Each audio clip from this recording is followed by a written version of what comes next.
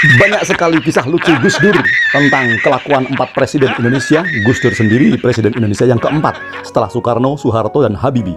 Juga lelucon Gus Dur tentang 3 polisi paling baik di Indonesia dan sebagainya. Bahkan ini thumbnail video ini adalah lucu-lucuan Gus Dur yang mendamaikan kisruh atau keributan umat Muslim dan umat Kristen. Lucu sekali.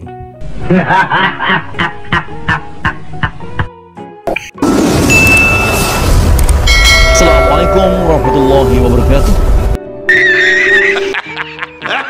Kiai Haji Abdurrahman Wahid atau sering dan lebih akrab disebut Gus Dur adalah pemuka agama yang paling fenomenal di Indonesia. Fenomenal itu julukan yang masih bagus karena ada juga yang menyebut Gus Dur sebagai pemuka agama yang paling lucu, bahkan paling nyeleneh.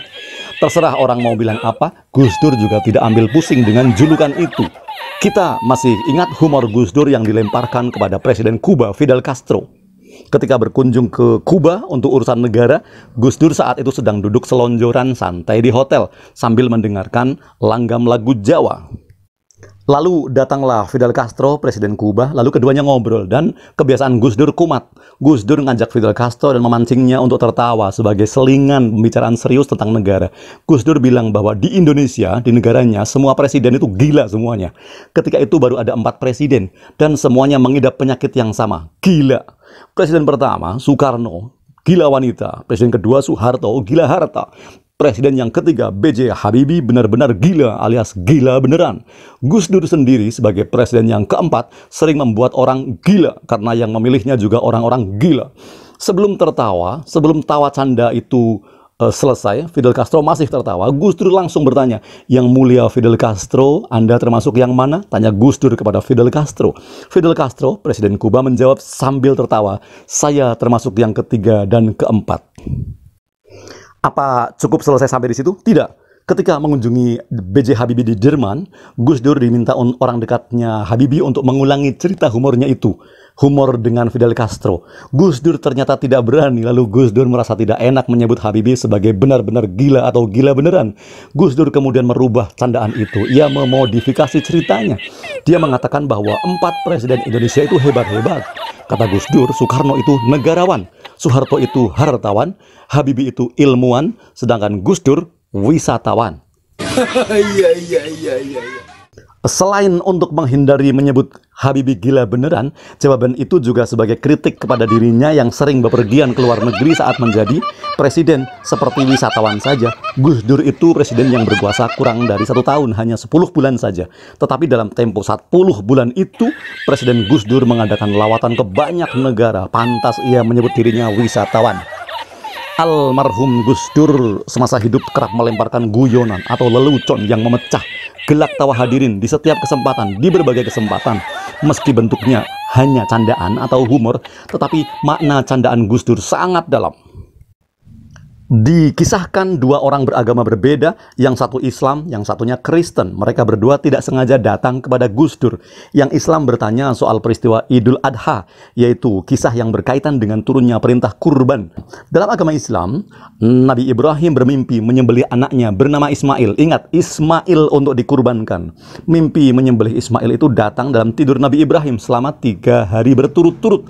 Maka pada pagi harinya, Nabi Ibrahim alaihissalam membawa Ismail ke atas bukit.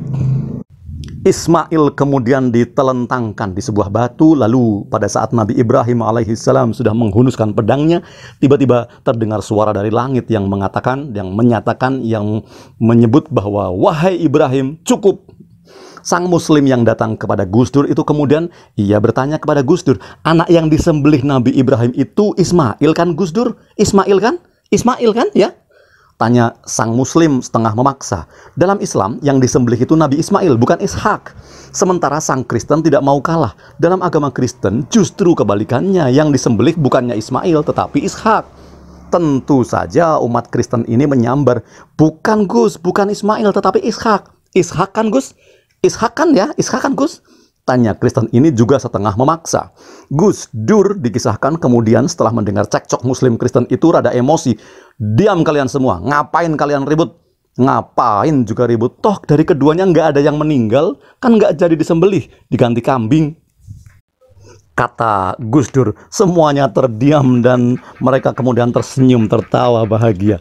Tidak jarang sarkasme membuat lawan duduknya dibuat terbahak-bahak sembari geleng-geleng kepala. Mantan Presiden Indonesia yang keempat ini juga tidak tanggung-tanggung, bahkan tidak canggung membawakan lelucon dengan tema agama, tentang agama, bahkan agama Islam yang menjadi agama mayoritas di Republik Indonesia yang dianutnya sendiri.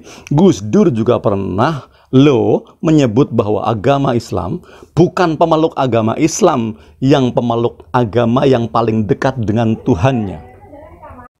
Gus Dur itu menguasai humor dari agama Islam, agama lain baik agama Kristen maupun agama Yahudi yang kerap diledekin oleh Gus Dur. Kemudian Gus Dur menceritakan tentang 3 orang yang memiliki agama berbeda, yaitu Kristen, Hindu, dan Islam. Ada 3 orang, Kristen, Hindu, dan Islam. Bicara umat mana umat yang paling dekat dengan Tuhan. Yang Kristen ngaku paling dekat. Kenapa? Ya karena agama Kristen itu paling dekat, karena kita kalau manggil Tuhan itu manggilnya Bapa di surga. Umat Kristen memanggilnya dengan Bapa di surga, hubungan antara anak dengan Bapa, kata Gus Dur. Kemudian dilanjutkan oleh Gus Dur bahwa orang Hindu tidak mau kalah, yang mengklaim bahwa agama Hindulah yang paling dekat dengan Tuhan. Umat agama Hindu itu juga dekat dengan Tuhan dengan memanggil Om, Om Swastiastu. Hubungan antara Om sama keponakan dekat sekali. Mendengar 2 orang dari Kristen dan Hindu saling mengklaim sebagai umatnya yang paling dekat dengan Tuhan, kata Gus Dur, Kiai hanya terdiam dan baru menjawab ketika ditanya oleh umat Kristen dan Hindu sebelumnya, kalau Kiai gimana umatnya? Dijawab oleh sang Kiai, lah boro-boro mau deket, manggil Tuhan aja pakai toa, pakai menara. Jawab Gus Dur sambil disambut tawa gelak, tawa ngakak.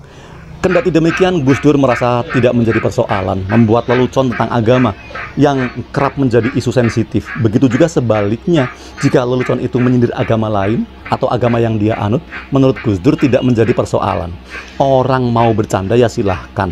Agama itu tidak perlu diterima dengan serius. Yang diterima serius adalah ajarannya, kata Gus Dur.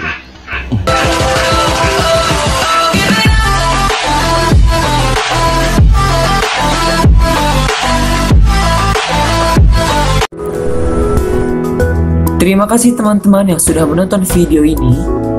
Jangan lupa klik tombol subscribe. Dan jika kalian suka video ini, angkat jempol kalian. And see you.